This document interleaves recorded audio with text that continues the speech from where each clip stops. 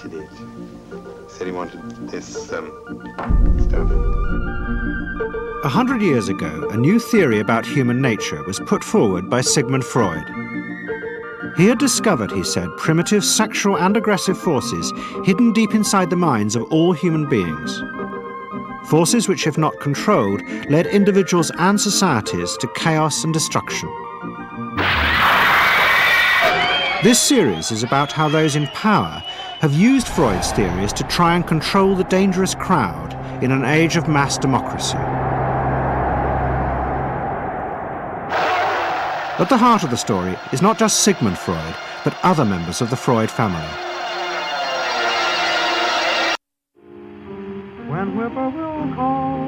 This episode is about Freud's American nephew, Edward Bernays. Bernays is almost completely unknown today, but his influence on the 20th century was nearly as great as his uncle's. Because Bernays was the first person to take Freud's ideas about human beings and use them to manipulate the masses.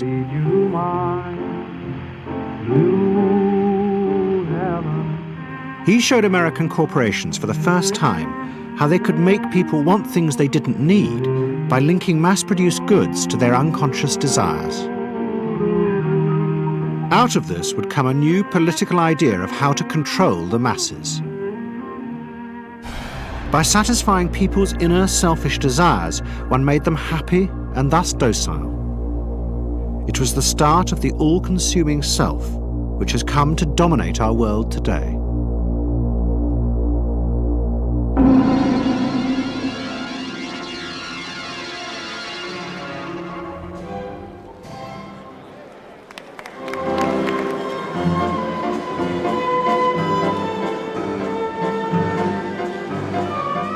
Freud's ideas about how the human mind works have now become an accepted part of society, as have psychoanalysts.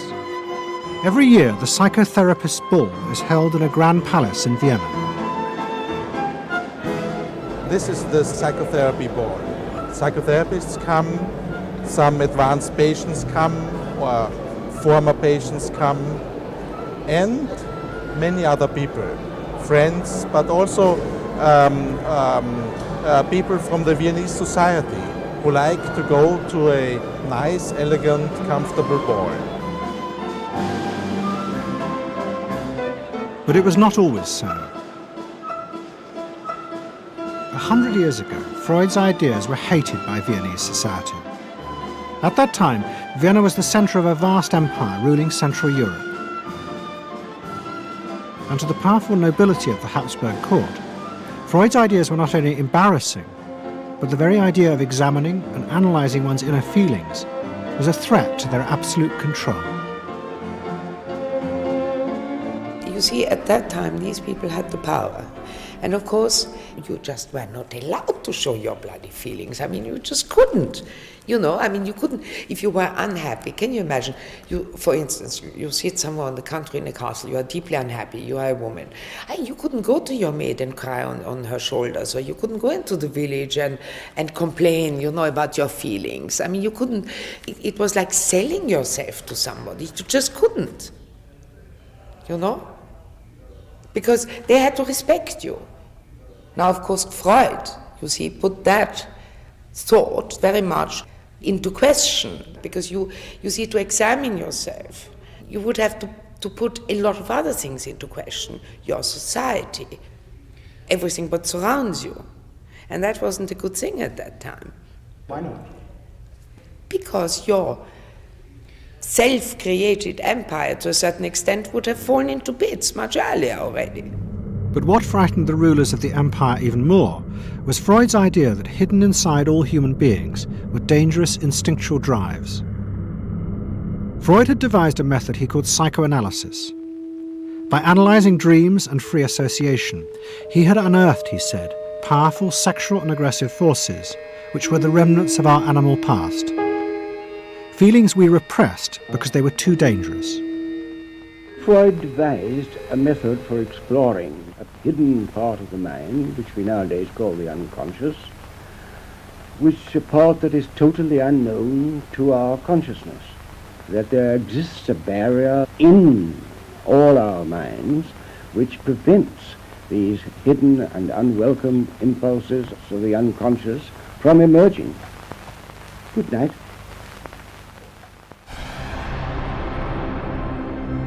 In 1914, the Austro-Hungarian Empire led Europe into war.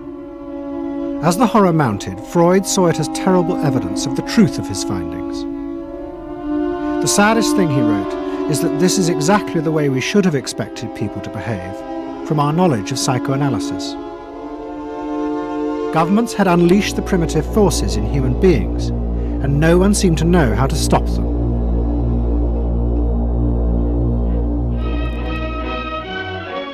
At that time, Freud's young nephew, Edward Bernays, was working as a press agent in America. His main client was the world-famous opera singer Caruso, who was touring the United States.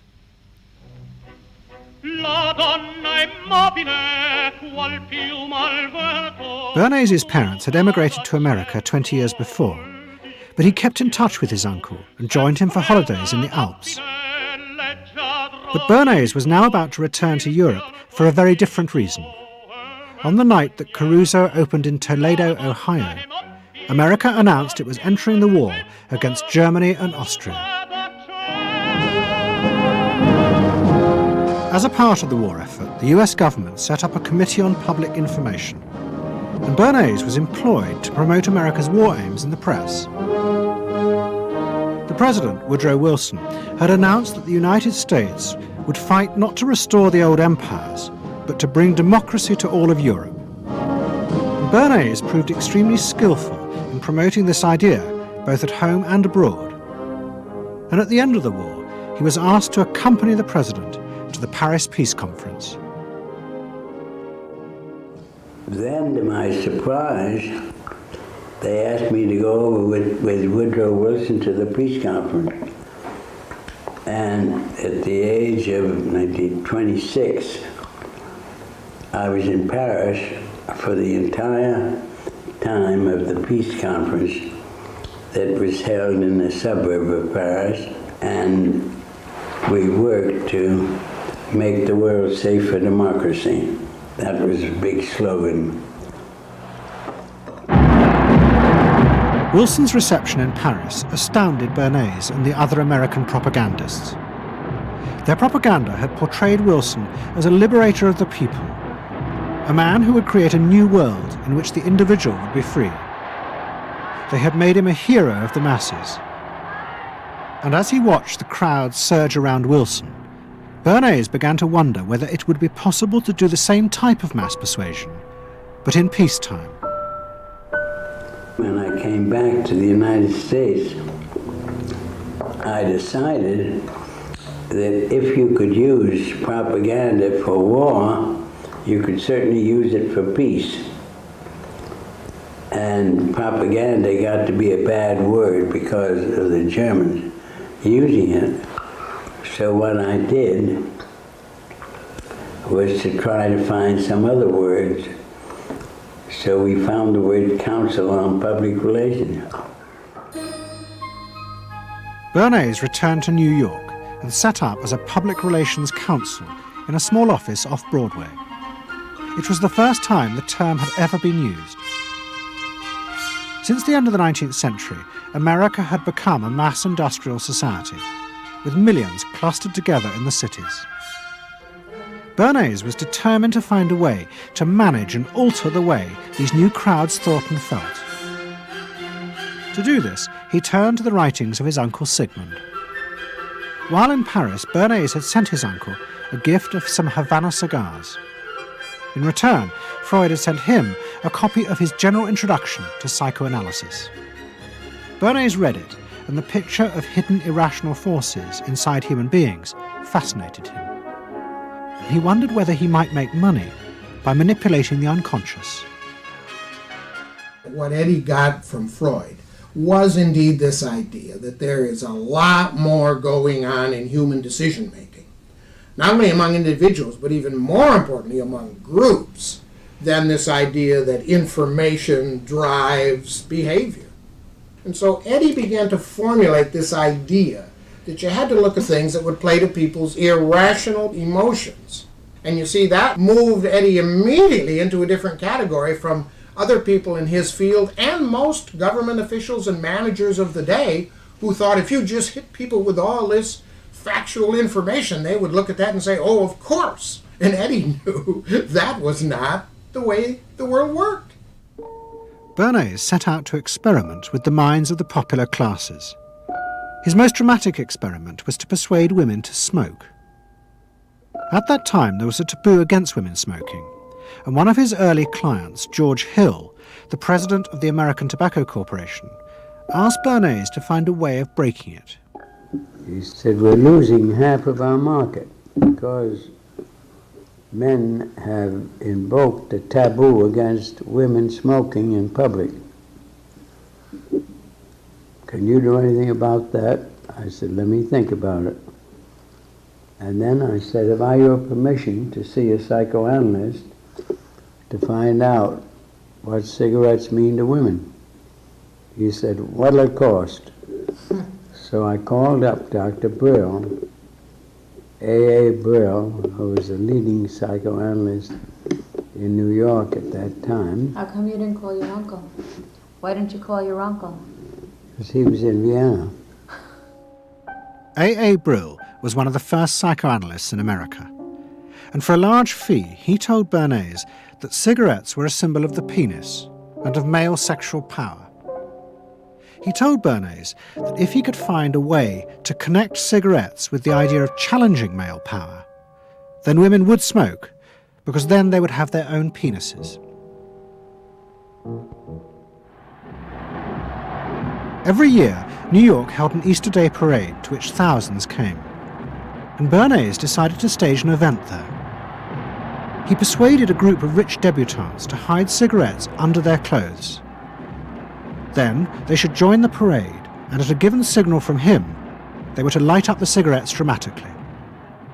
Bernays then informed the press that he had heard that a group of suffragettes were preparing to protest by lighting up what they called torches of freedom. He knew this would be an outcry, and he knew that all of the photographers would be there to capture this moment. And so he was ready with a phrase which was torches of freedom. And so here you have a symbol, women, young women, debutantes, smoking a cigarette in public with a phrase that means anybody who believes in this kind of equality pretty much has to support them in the ensuing debate about this, because torches of freedom. I mean, what's on all American coins? It's liberty. She's holding up the torch. You see? And so all of this is there together. There's emotion, there's memory, there's a rational phrase, even though it's using a lot of emotional elements. It's a phrase that works in a rational sense. All of this is together. And so the next day, this was not just in all of the New York papers, it was across the United States and around the world. And from that point forward, the sale of cigarettes to women began to rise. He had made them socially acceptable with a single symbolic act. What Bernays had created was the idea that if a woman smoked, it made her more powerful and independent, an idea that still persists today. Embrace me, my sweet embrace. It made him realize that it was possible to persuade people to behave irrationally if you link products to their emotional desires and feelings. The idea that smoking actually made women freer was completely irrational, but it made them feel more independent.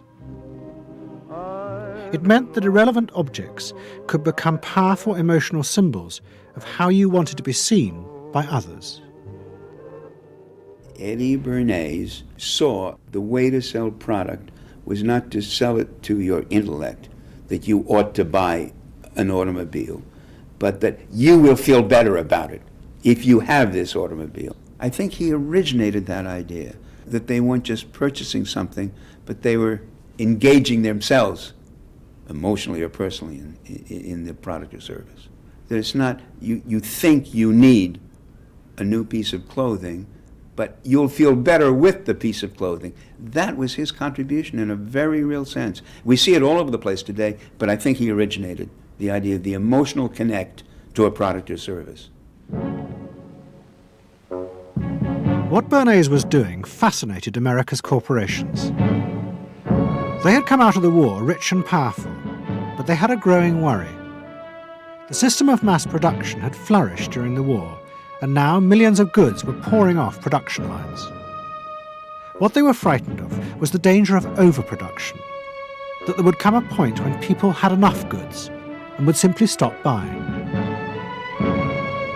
Up until that point, the majority of products were still sold to the masses on the basis of need.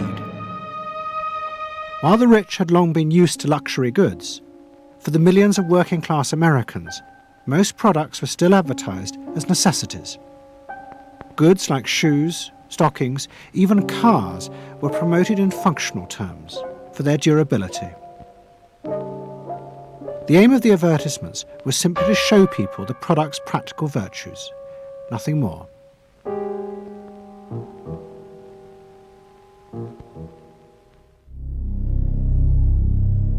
What the corporations realized they had to do was transform the way the majority of Americans thought about products.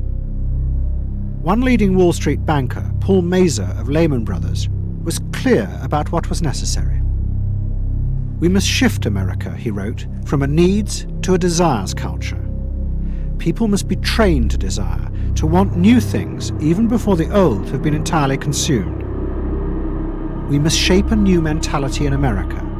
Man's desires must overshadow his needs."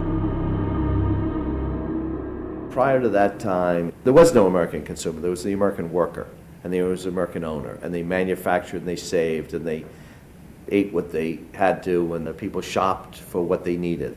And while the very rich may have bought things they didn't need, most people did not.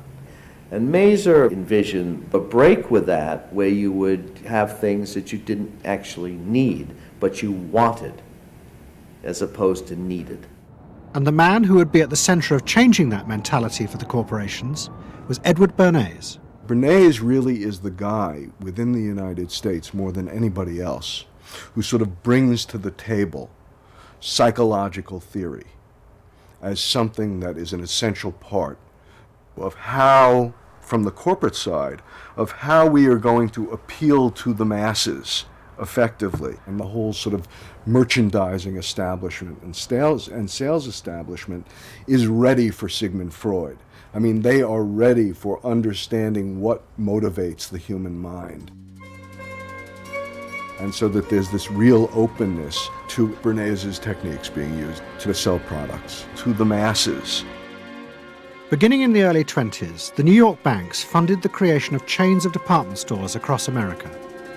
They were to be the outlets for the mass-produced goods, and Bernays' job was to produce the new type of customer.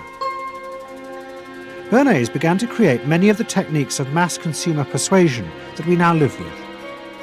He was employed by William Randolph Hearst to promote his new women's magazines, and Bernays glamorized them by placing articles and advertisements that linked products made by others of his clients to famous film stars like Clara Bow, who was also his client.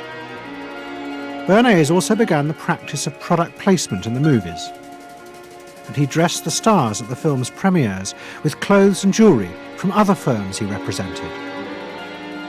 He was, he claimed, the first person to tell car companies they could sell cars as symbols of male sexuality. He employed psychologists to issue reports that said products were good for you and then pretended they were independent studies. He organised fashion shows in the department stores and paid celebrities to repeat the new and essential message: you bought things not just for need, but to express your inner sense of yourself to others. There's a psychology of dress. Have you ever thought about it? How it can express your character? You all have interesting characters, but some of them are all hidden. I wonder why you all want to dress always the same, with the same hats and the same coats. I'm sure all of you are interesting and have wonderful things about you, but looking at you in the street, you all look so much the same. And that's why I'm talking to you about the psychology of dress. Try and express yourselves better in your dress. Bring out certain things that you think are hidden. I wonder if you've thought of this angle of your personality. I'd like to ask you some questions. Why do you like short skirts? Oh, because there's more to see. More to see, eh? What good does that do you? What's in my hands? It makes you more attractive. It does? In 1927, an American journalist wrote, "A change has come over our democracy. It is called consumptionism. The American citizen's first importance to his country is now no longer that of citizen, but that of consumer." The growing wave of consumerism helped in turn to create a stock market boom. And yet again, Edward Bernays became involved, promoting the novel idea that ordinary people should buy shares, borrowing money from banks he also represented. And yet again, millions followed his advice. He was uniquely knowledgeable about how people in large numbers are going to react to products and ideas and so on. But in political terms, if he were to go out, so I can't imagine that he could get 3 people to stand and listen. Wasn't particularly articulate, was a kind of funny looking, and didn't have any sense of reaching out for people one-on-one. None at all. He didn't think about people in groups of one, thought about people in groups of thousands. So I would have nothing to do with him. Hello? Bernays soon became famous as the man who understood the mind of the crowd. And in 1924, the president contacted him. President Coolidge was a quiet, taciturn man and had become a national joke. The press portrayed him as a dull, humorless figure. Bernays' solution was to do exactly the same as he had done with products. He persuaded 34 famous film stars to visit the White House. And for the first time, politics became involved with public relations. And I lined up these 34 people, and I'd say, "What's your name?" He'd say, "Al Jolson." I'd say, "Mr. President, Al Jolson." Next day, every newspaper in the United States had a front page story. President Coolidge entertains actors at White House. And the Times had a headline which said, "President nearly laughed." And everybody was happy. But while Bernays became rich and powerful in America, in Vienna his uncle was facing disaster. Like much of Europe, Vienna was suffering an economic crisis and massive inflation, which wiped out all of Freud's savings. Facing bankruptcy, he wrote to his nephew for help. Bernays responded by arranging for Freud's works to be published for the first time in America, and began to send his uncle precious dollars, which Freud kept secretly in a foreign bank account. He was Freud's agent, if you will, to get his books published. Well, of course, once the books were being published, Eddie couldn't help himself but promote these books, see that everybody read them, make them controversial, emphasize the fact that, do you know what Freud says about sex and what he says cigarettes are a symbol of and so on and so forth? How do you suppose all those stories got out? Certainly the academics weren't spreading these around the country. Eddie Bernays was. Then, when Freud became accepted, well then, of course, to go to a client and say, "Well, Uncle Siggy," see, then that had some cachet. But notice there, first Eddie created Uncle Siggy in the U.S., made him acceptable, secondly, and thirdly, then capitalized on Uncle Siggy. Typical Bernays performance. Bernays also suggested that Freud promote himself in the United States. He proposed his uncle write an article for Cosmopolitan, a magazine that Bernays represented, entitled "A Woman's Mental Place in the Home." Freud was furious. Such an idea, he said, was unthinkable. It was vulgar, and anyway, he hated America. Freud was now becoming increasingly pessimistic about human beings. In the mid-20s, he retreated in the summers to the Alps, sometimes staying in an old hotel, the Pension Moritz in Berchtesgaden. It is now a ruin. Freud began to write about group behaviour, about how easily the unconscious aggressive forces in human beings could be triggered when they were in crowds. Freud believed he had underestimated the aggressive instincts in human beings. They were far more dangerous than he had originally thought. After World War I, Freud was basically a pessimist. He felt that man is an impossible creature, a very, very sadistic and bad species, and did not believe that man can be improved. Man is a ferocious animal, the most ferocious animal that exists. They enjoy torturing and killing, and he didn't like man. The publication of Freud's works in America had an extraordinary effect on journalists and intellectuals in the 1920s. What fascinated and frightened them was the picture Freud painted of submerged, dangerous forces lurking just under the surface of modern society. Forces that could erupt easily to produce the frenzied mob which had the power to destroy even governments. It was this they believed had happened in Russia. To many, this meant that one of the guiding principles of mass democracy was wrong. The belief that human beings could be trusted to make decisions on a rational basis. The leading political writer, Walter Lippmann, argued that if human beings were in reality driven by unconscious, irrational forces, then it was necessary to rethink democracy. What was needed was a new elite who could manage what he called the bewildered herd.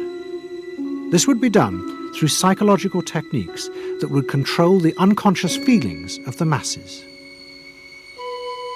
So here you have Walter Lippmann, probably the most influential political thinker in the United States, who is essentially saying that the basic mechanism of the mass mind is unreason, is irrationality, is animality. He believes that the mob in the street, which is how he sees ordinary people, are people who are driven not by their minds but by their spinal cords.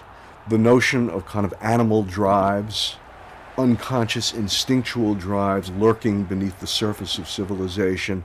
And so they started looking towards psychological science as a way of understanding the mechanisms by which the popular mind works, specifically with the goal of figuring out how to understand how to apply those mechanisms to strategies for social control. Edward Bernays was fascinated by Lippmann's arguments and also saw a way to promote himself by using them.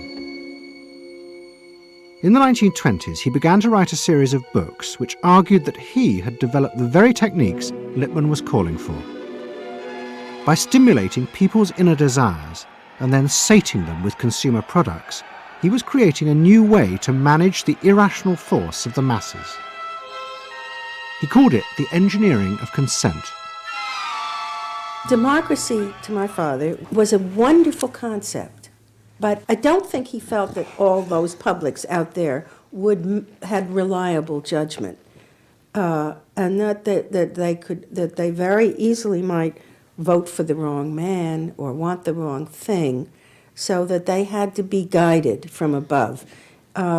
It's enlightened despotism in a sense. You appeal to their desires and their unrecognized longings, that sort of thing. That you can tap into their deepest desires or their deepest fears and use that to your own purposes. And then, in 1928, a president came to power who agreed with Bernays. President Hoover was the first politician to articulate the idea that consumerism had become the central motor of American life. After his election, he told a group of advertisers and public relations men, "You have taken over the job of creating desire and have transformed people into constantly moving happiness machines. Machines which have become the key to economic progress." What was beginning to emerge in the 1920s was a new idea of how to run mass democracy. At its heart was the consuming self, which not only made the economy work, but was happy and docile, and so created a stable society. Both Bernays and Littman's concept of managing the masses takes the idea of democracy and it turns it into a palliative. It turns it into giving people some kind of feel-good medication that will respond to an immediate pain or an immediate yearning, but will not alter the objective circumstances one iota.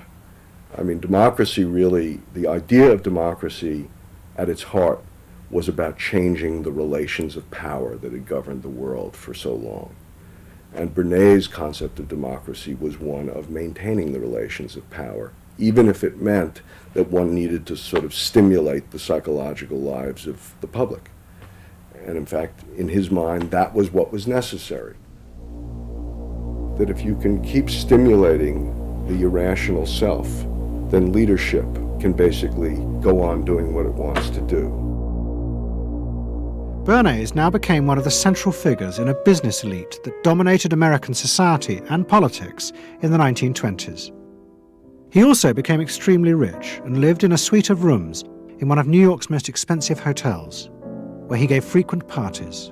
Oh my goodness, he had a home in the corner suite of the Sherry Netherland Hotel. And here's this wonderful suite with all these windows looking out on Central Park and across at the plaza and on the square.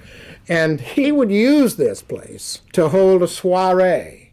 The mayor would come, all the media leaders would come, the political leaders, the business leaders, the people in the arts. I mean, it was a who's who. People wanted to know Eddie Bernays because, you know, he himself became a sort of a famous man, a sort of a magician who could make these things happen. He knows everybody. He knows the mayor and he knows the senator, and he calls politicians on the telephone as if he did get literally a high or a bang out of doing what he did. And that's fine, but it can be a little hard on the people around you, especially when you make other people feel stupid.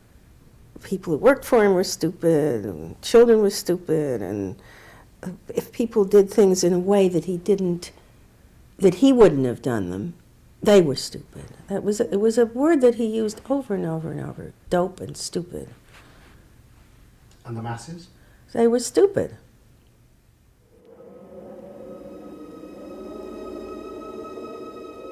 But Bernays' power was about to be destroyed dramatically, and by a type of human irrationality he could do nothing to control.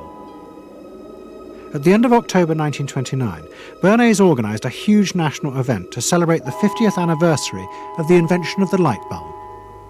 President Hoover, the leaders of major corporations, and bankers like John D. Rockefeller were all summoned by Bernays to celebrate the power of American business. But even as they gathered, news came through that shares on the New York Stock Exchange were beginning to fall catastrophically. Throughout the 1920s, speculators had borrowed billions of dollars. The banks had promoted the idea that this was a new era where market crashes were a thing of the past. But they were wrong. What was about to happen was the biggest stock market crash in history. Investors had panicked and begun to sell in a blind, relentless fury that no reassurance by bankers or politicians could halt. And on the 29th of October 1929, the market collapsed.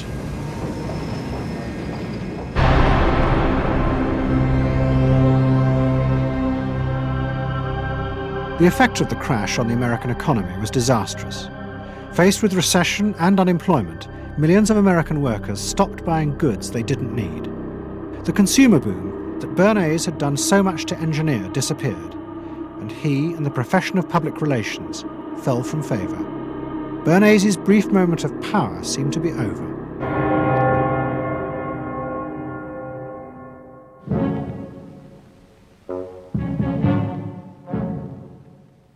The effect of the Wall Street crash on Europe was also catastrophic. It intensified the growing economic and political crisis in the new democracies. In both Germany and Austria, there were violent street battles between the armed wings of different political parties. Against this backdrop, Freud, who was suffering from cancer of the jaw, retreated yet again to the Alps. He wrote a book called Civilization and Its Discontents.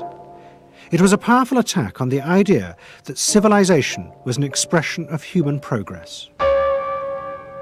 Instead, Freud argued, civilization had actually been constructed to control the dangerous animal forces inside human beings. What was implicit in Freud's argument was that the ideal of individual freedom, which was at the heart of democracy, was impossible. Human beings could never be allowed to truly express themselves because it was too dangerous. They must always be controlled and would thus always be discontent.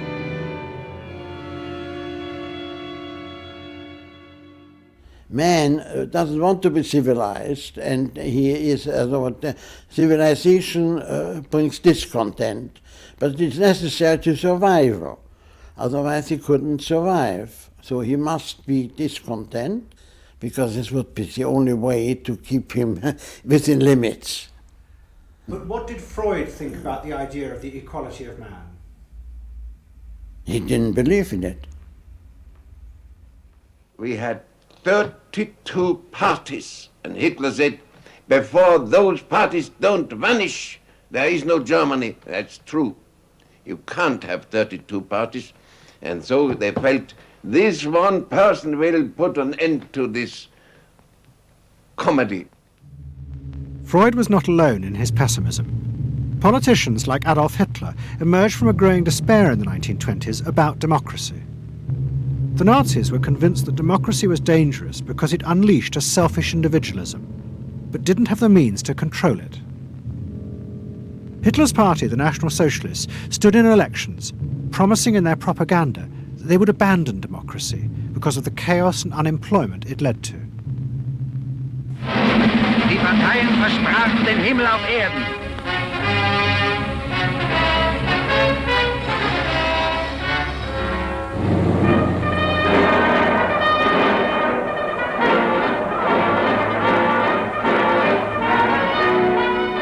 In March 1933, the National Socialists were elected to power in Germany, and they set out to create a society that would control human beings in a different way. One of their first acts was to take control of business. The planning of production would in future be done by the state. The free market was too unstable, as the crash in America had proved.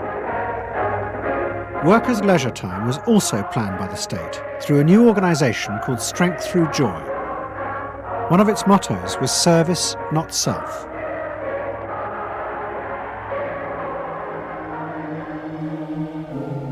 But the Nazis did not see this as a return to an old form of autocratic control. It was a new alternative to democracy, in which the feelings and the desires of the masses would still be central, but they would be channeled in such a way as to bind the nation together. The chief exponent of this was Joseph Goebbels, the Minister of Propaganda. Es mag gut sein, Macht zu besitzen, die auf Gewehren ruht. Besser aber und beglückender ist es, das Herz eines Volkes zu gewinnen und es auch zu behalten. Goebbels organised huge rallies whose function, he said, was to forge the mind of the nation into a unity of thinking, feeling and desire. One of his inspirations, he told an American journalist, was the writings of Freud's nephew, Edward Bernays. In his work on crowd psychology, Freud had described how the frightening irrationality inside human beings could emerge in such groups. The deep, what he called libidinal forces of desire, are given up to the leader, while the aggressive instincts are unleashed on those outside the group. Freud wrote this as a warning, but the Nazis were deliberately encouraging these forces because they believed they could master and control them. Well, Freud was saying that masses are bound by libidinal forces. They love each other and delegate their ideas and their feelings to the chap on top. What are libidinal forces? What are libidinal forces? Well, forces of love. Not hate. No. Hate is delegated to the other's outside.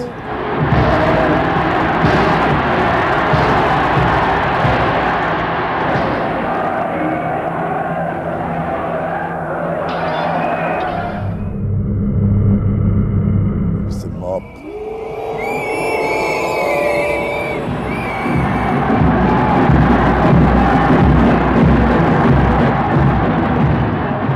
I could see from afar, looking up Wilhelmstraße towards Unter den Linden, how those 100,000 of people, when they passed Hitler, they just became completely delirious.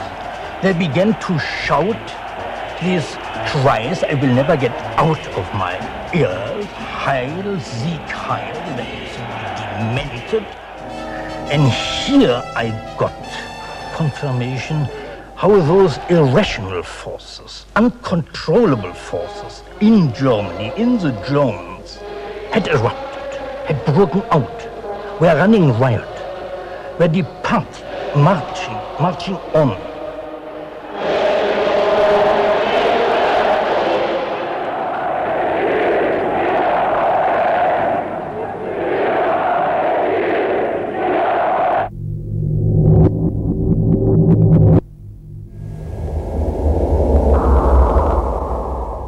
And in America too, democracy was under threat from the force of the angry mob. The effect of the stock market crash had been disastrous. There was growing violence as an angry population took out their frustration on the corporations who were seen to have caused this disaster. Then, in 1932, a new president was elected who was also going to use the power of the state to control the free market.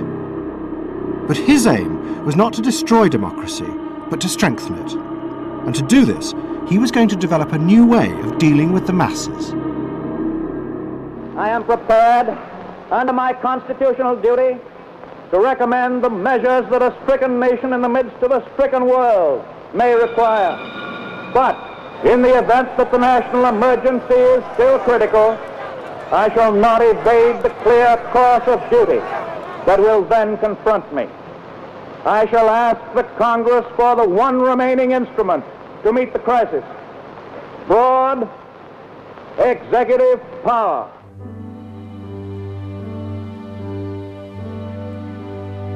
It was the start of what would become known as the New Deal.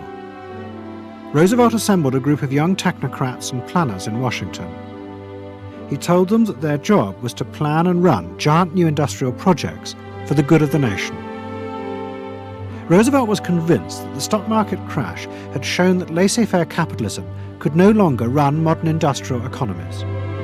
It had become the job of government. Big business was horrified, but the New Deal attracted the admiration of the Nazis, especially Joseph Goebbels. Wir betrachten die wirtschaftliche Entwicklung in Amerika mit dem allergrößten positiven Interesse. Und wir sind dort der festen Überzeugung, dass Präsident Roosevelt und seine Berater auf dem richtigen Wege sind. Es handelt sich in der Tat um das größte wirtschaftliche und soziale Problem aller Zeiten. Die vielen Millionen Arbeitslosen, die ihre Plätze an den Maschinen und in den Kontoren verloren haben, wieder an ihre alten Arbeitsstellen zurückzuführen. Das kann nicht allein der privaten Initiative überlassen werden. Ausschlaggebend ist, dass die öffentliche Hand mit positiven Maßnahmen eingreift. But although Roosevelt, like the Nazis, was trying to organize society in a different way, unlike the Nazis, he believed that human beings were rational and could be trusted to take an active part in government. Roosevelt believed it was possible to explain his policies to ordinary Americans and take into account their opinions. To do this, he was helped by the new ideas of an American social scientist called George Gallup. Favorite reading of New Deal Washington, the survey of U.S. public opinion. From offices at Princeton, New Jersey, a famed statistician, Dr. George Gallup, tells Washington from week to week what the nation is thinking. And in New York, Fortune magazine's analyst, Elmo Roper, compiles for publication a continuous record of the nation's approval or disapproval of how the country is being run. Gallup and Roper rejected Bernays' view that human beings were at the mercy of unconscious forces and so needed to be controlled. Their system of opinion polling was based on the idea that people could be trusted to know what they wanted. They argued that one could measure and predict the opinions and behaviour of the public if one asked strictly factual questions and avoided manipulating their emotions. Well, how about this one? Do you think Franklin D. Roosevelt's New Deal has been bad for the nation in general? No, that question's loaded. It automatically suggests an answer. Well, how about this? Is your present feeling toward President Roosevelt one of general approval or general disapproval? That's better. Prior to scientific polling, the view of many people was that you couldn't trust public opinion. It was irrational, that it was ill-informed, it was chaotic, unruly, and so forth. And so that opinion should be dismissed. But with scientific polling, I think it established very clearly that people are rational, that they do make good decisions, and this offers democracy a chance to be truly informed by the public, giving everybody a voice in the way the country is run. I know my father wouldn't necessarily say the voice of the public is the voice of God, but he did feel very much that the voice of the people is a rational voice and should be heard. What Roosevelt was doing was forging a new connection between the masses and politicians. No longer were they irrational consumers who were managed by sating their desires. Instead, they were sensible citizens who could take part in the governing of the country. In 1936, Roosevelt stood for re-election. He promised further control over big business. To the corporations, it was the beginning of a dictatorship.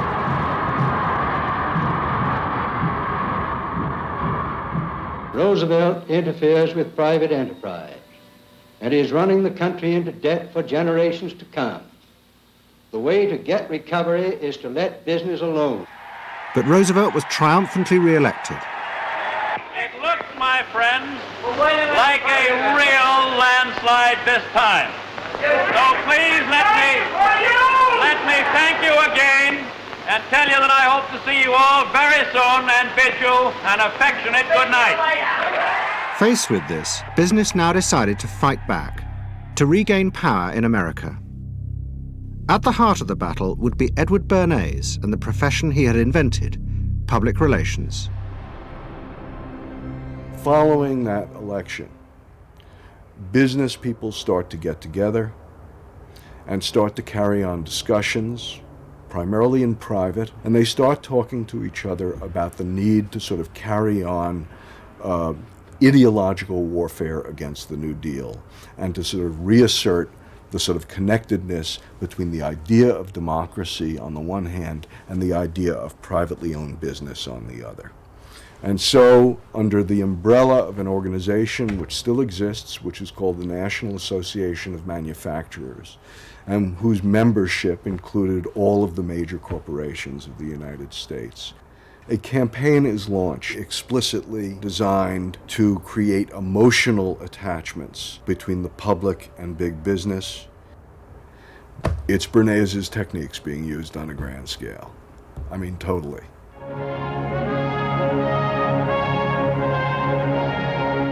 The General Motors Parade of Progress, traveling the high roads and byroads of America, bringing to millions of Americans in their own hometown the fascinating story behind modern industry, showing... The campaign set out to show dramatically that it was business, not politicians, who had created modern America. Better mode of living for all of us. Bernays was an advisor to General Motors, but he was no longer alone. The industry he had founded now flourished as hundreds of public relations advisors organized a vast campaign. They not only used advertisements and billboards, but managed to insinuate their message into the editorial pages of the newspapers. It became a bitter fight. In response to the campaign, the government made films that warned of the unscrupulous manipulation of the press by big business. And the central villain was the new figure of the public relations man. They tried to achieve their ends by working entirely behind the scenes, corrupting and deceiving the public. The aims of such groups may be either good or bad, so far as the public interest is concerned, but their methods are a grave danger to democratic institutions. The films also showed how the responsible citizen could monitor the press themselves. They could create a chart that analysed the reporting for signs of hidden bias. But such earnest instruction was to be no match for the powerful imagination of Edward Bernays. He was about to help create a vision of the utopia that free market capitalism would build in America if it was unleashed.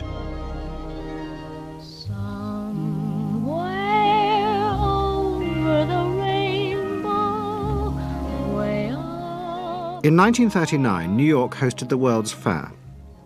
Edward Bernays was a central advisor. He insisted that the theme be the link between democracy and American business.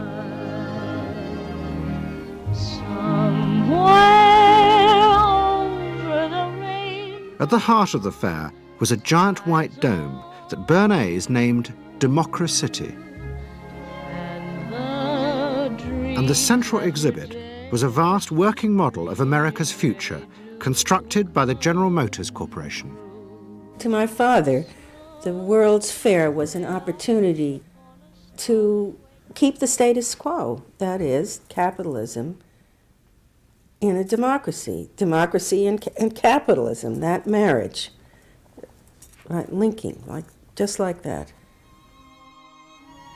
He did that by manipulating people and getting them to think that you couldn't have real democracy in anything but a capitalist society, which was capable of doing anything, of creating these wonderful highways, of making, moving pictures inside everybody's house, of telephones that didn't need cords, of sleek roadsters. I mean, it was consumerist, but at the same time, you inferred that in a funny way, democracy and capitalism went together. The World's Fair was an extraordinary success and captured America's imagination. The vision it portrayed was of a new form of democracy, in which business responded to people's innermost desires in a way politicians could never do. But it was a form of democracy that depended on treating people not as active citizens as Roosevelt did, but as passive consumers. Because this, Bernays believed, was the key to control in a mass democracy. It's not that the people are in charge, but that the people's desires are in charge. The people are not in charge. The people exercise no decision-making power within this environment. So democracy is reduced from something which assumes an active citizenry to the idea of the public as passive consumers. Driven primarily by instinctual or unconscious desires, and that if you can in fact trigger those needs and desires, you can get what you want from them.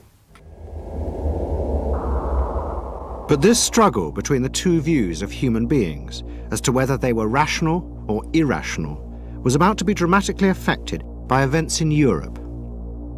Events that would also change the fortunes of the Freud family. In March 1938, the Nazis annexed Austria. It was called the Anschluss. Hitler arrived in Vienna to an extraordinary outpouring of mass adulation.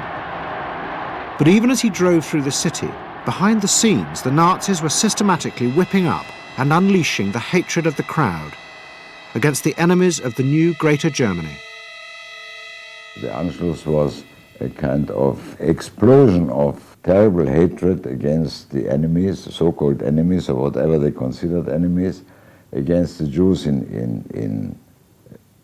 totally, and also against a lot of very decent Austrians who had opposed the Nazis in Austria.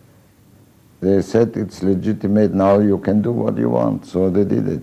Stealing, robbing and killing, I can't say it otherwise. And human depravity, of course, is always very near to normal behavior. It can change very quickly.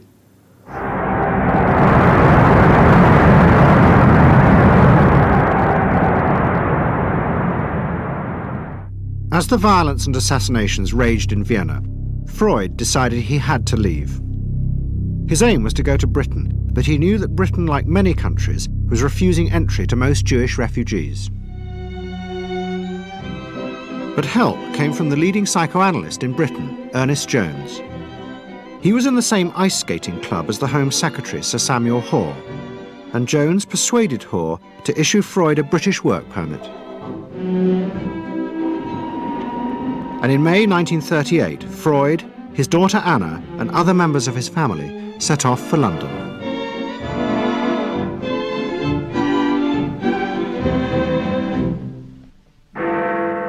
Freud arrived in London as Britain was preparing for war, and he settled with his daughter Anna in a house in Hampstead. But Freud's cancer was now far advanced, and in September 1939, just 3 weeks after the outbreak of war, he died.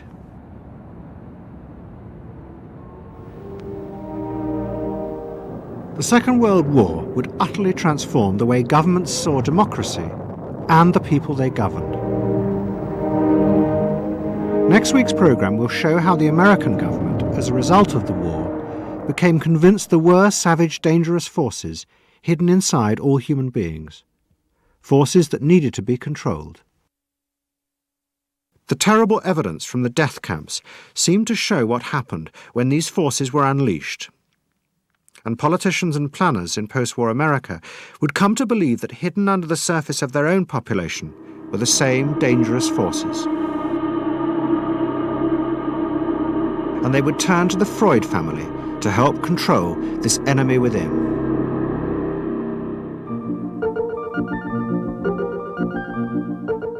And ever adaptable, Edward Bernays would work not just for the American government, but the CIA. And Sigmund Freud's daughter, Anna, would also become powerful in the United States because she believed that people could be taught to control the irrational forces within them. Out of this would come vast government programs to manage the inner psychological life of the masses.